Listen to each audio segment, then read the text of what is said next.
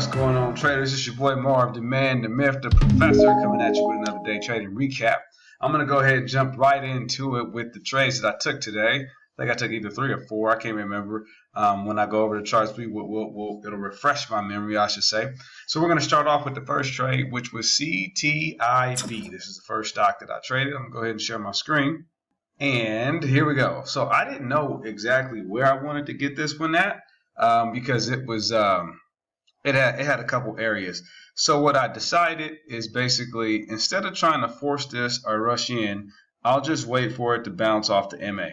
So what I did was the MA was, I think, at like 451 or something like that. So I put an order in at 455, and I got filled on this candle here, and it bounced back to 480. And I was looking for anything between 3 and 5%. Basically, once it reached the 3%, I put the 3% as my stop, and if I got more, cool. I ended up getting, what was it, 475 or something like that. I can't remember exactly, but I think I ended up getting 475. So this was my first trade. It was on CTIB, and I was very happy with that. And I was trying to catch it again down here. It just didn't work out. It came like into a couple penny. What happened? Oh, yeah, that's exactly what happened. I had an order in at 395, and it came to 396, and then it bounced from there. And so I didn't get to get that one. That was unfortunate, but it is what it is. It is what it is. I was still happy with that play. All right, so the next stock we're going to talk about is HHT. Now, this one, unfortunately, I think I misread this. I think I really I lost on the trade, and I blame myself for it because let's go ahead and share the screen. I think I miscalculated. The entry was here at $1. Okay, that's where I should have been willing to buy this at. And we see it came to $1. Let's go ahead and go to the 3-minute. Please, there we go. There we go. Yeah, HHC. See here it comes to the dollar range, and then it bounced back up to 110, which is a 10% play. Real quick, I miscalculated, and I went down here for my entry. So you can see it entered here at 95, and it was because I was going with the base of this candle, but these 2 wicks should have told me that that was a buy area. This is a misplay on my behalf, but it ended up dropping to the MA, okay? And I think I got out at 95, and when I seen it couldn't get over 95, I think I got out at like 92. So I didn't want to get out at as low as I did. But what I did was immediately as I was getting out, I started to put the order in. Like I was like, okay, let me go look at the MA because I want to play it off of the MA. And literally, man, right as I was putting in the order, it dropped right to my number. I wanted it at 82.5, and then you can see that it bounced from there back up into the 90s, and that would have been another 10% play.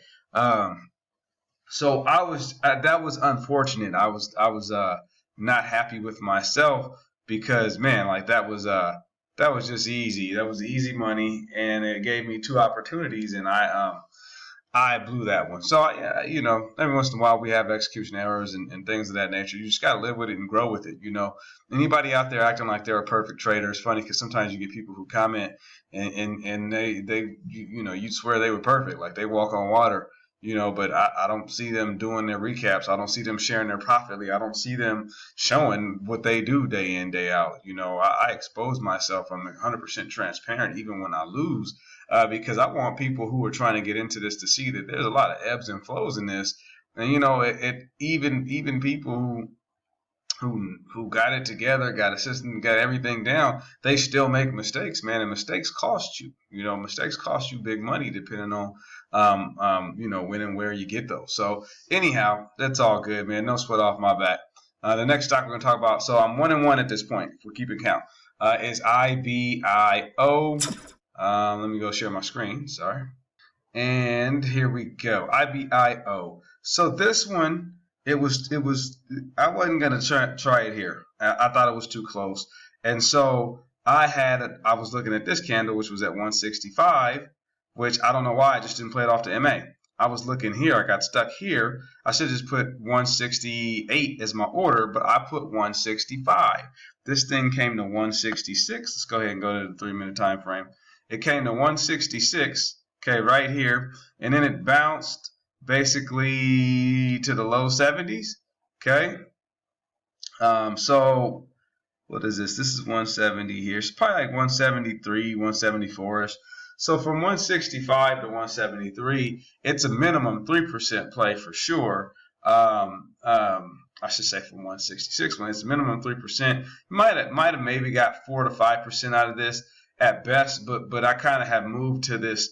You know, once I get 3%, I'm going to set my stop there. And if it bounces big from there, cool. I'll bar by bar it. But if not, you know, I just like to walk with profits. It's just better to walk with profits than it is to talk about the one that you could have had. You know, that's just not my thing. So, you know, I missed that, unfortunately, and was very not happy about it. But I saw these 3 wicks here, and the low of these wicks was 161. So I put an order in for 162, and lo and behold, let's go ahead.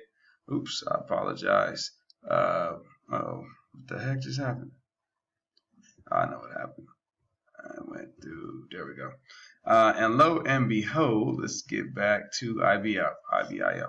Here we go. So when it comes here, this is 161. This line 162 is the price action it came to 162, and it bounces to 170. Okay, so let's remember we're in a 17-cent stock. We need $1.70 stock. We need 17 cents for 10%. In order to get 5, we basically need 8.5.